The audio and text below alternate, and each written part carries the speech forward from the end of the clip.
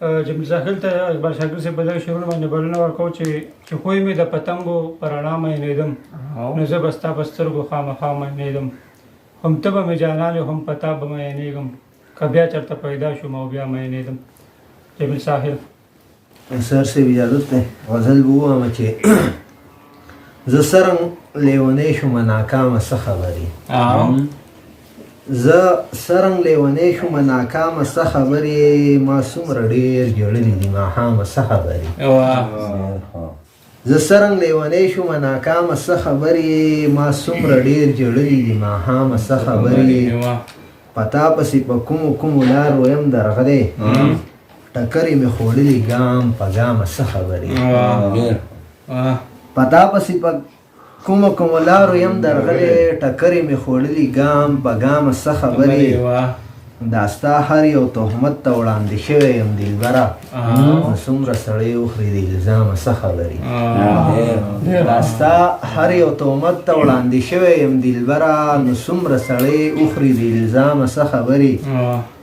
بلها ګل ګل ځوانۍ رانه ټوپکو مرمو یوړي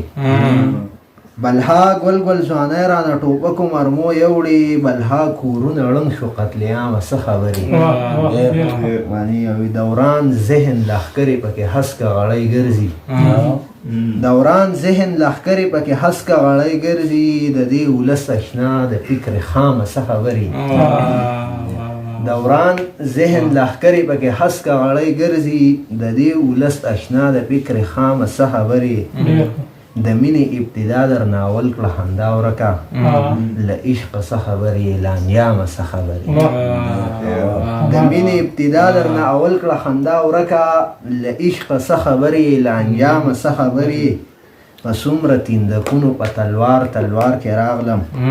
ته پرېږده زما د ژوند مرامه څه خبرې په څومره تیندکونو په تلوار تلوار کې راغلم ته پرېږده زما د ژوند مرامه څه خبرې په داسې ځای ولاړ یم چې ستا دعا مې یاره وجني ته څه له انتها له دې مقامه څه خبرې او دا شعر لږ شوخ دی بخښنه غواړم چې ته غلی شه ناصحه تا یو ځل سکلي نه دي ته غلی شه ناصحه تا یو ځل سکلي نه دي د یار د شرابي شونډو د جامه څه خبرې او تا یو ځلې پوښتنه یې د رنځ هډو ونه کړه تا یو ځلې پوښتنه یې د رنځ هډو ونه کړه جمیل ساحل بیمار دی ګلندامه څه خبرې